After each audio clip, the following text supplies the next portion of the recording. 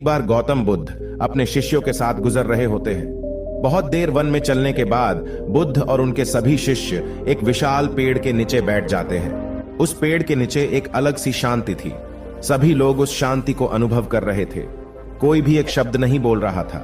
कुछ देर बीतने के बाद गौतम बुद्ध का एक शिष्य उठता है और बुद्ध से पूछता है, गुरुवर, मैं आपसे एक प्रश्न पूछना चाहता हूं। बुद्ध कहते हैं, पूछो, क्या प्रश्न है तुम्हारा? शिष्य बुद्ध से पूछता है, मैंने कभी भी आपको दुखी नहीं देखा। आपके चेहरे पर हर समय एक अलग ही मुस्कुराहट रहती है, हमें भीतर तक आनंद से भर देती है। आपके चेहरे पर अलग सी चमक है जो हमें दुखों से कोसों दूर कर देती है। पर मैं यह जानना चाहता हूं कि मेरे भिक्षु बनने से पहले मेरे जीवन में बहुत सारे दुख थे, जिसके कारण मैं भिक्षु बन गया। पर मैं अभी तक नहीं जान पाया हूं कि दुख है क्या। क्या आप मुझे बता सकते हैं कि वास्तव में दुख क्या है? बुद्ध मुस्कुराते हैं और अपने भिक्षु से कहते हैं, दुख एक विचार से ज्यादा कुछ नहीं है। सभी लोग सुनकर चौंकते हैं और बुद्ध से पूछते हैं, परंतु गुरुवर, विचार तो आते हैं और चले जाते हैं, पर दुख एक बार आ जाता है तो जाने का नाम ही नहीं लेता। बुद्ध कहते हैं, मैं तुम्हें एक छोटी सी कहानी सुनाता हूं। बहुत समय पहले एक नगर में एक धनी सेठ रहता था। उसके पास एक वफादार नौकर होता था। वह सेठ अपने नौकर पर बहुत विश्वास करता था। वह सेठ अपने नौकर पर कभी भी किसी बात के लिए शक नहीं करता था, क्योंकि उसका नौकर वास्तव में बहुत ईमानदार होता है। एक बार उस सेठ को किसी काम से बाहर जाना पड़ा। कुछ दिनों के बाद जब वह सेठ वापस लौटा तो वह एक कीमती सामान लेकर आता है। वह उस कीमती सामान को अपने कमरे में बड़ा सजाकर रख देता है और अपने नौकर से कहता है कि तुम्हें खास तौर पर इस चीज का ध्यान रखना। ध्यान रहे यह टूटे नहीं, यह मेरा बहुत प्रिय है। नौकर कहता है, मालिक, मैं पूरा ध्यान रखूंगा, आप चिंता ना करें। अगले ही दिन वह नौकर पूरे घर की सफाई कर रहा होता है। सफाई करते करते वह सेठ की उस कीमती चीज के पास पहुंचता है और उसकी भी सफाई करने लगता है।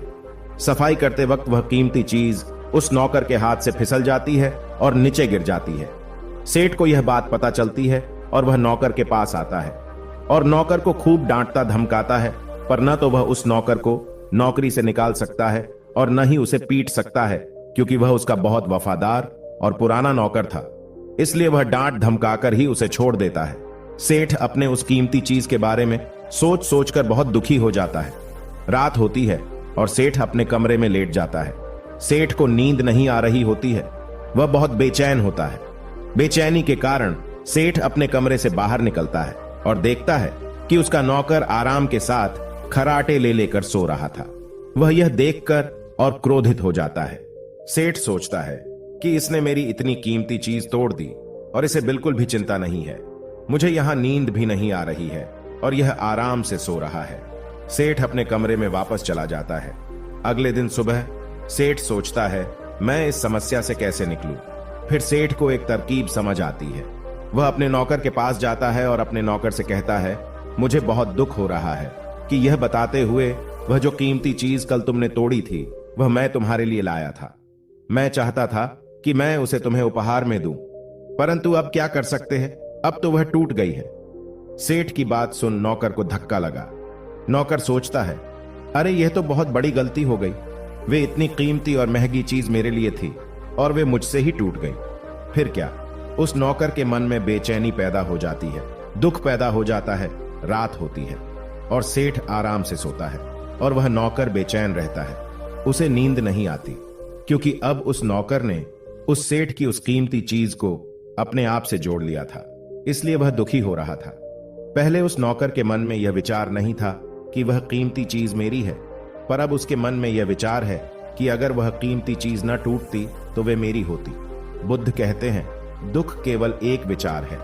और यह विचार कैसे उत्पन्न होता है? अपने आप को किसी चीज से जोड़ने से। हम जिस भी चीज को अपने आप से जोड़ देते हैं वह चीज हमारे दुख का कारण बनती है। लेकिन वास्तविकता तो यह है कि कोई भी चीज हमसे जुड़ नहीं सकती।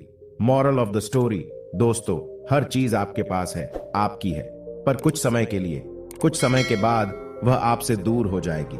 उसे दूर होने की घटना को स्वीकार करें और आगे बढ़े। धन्यवाद।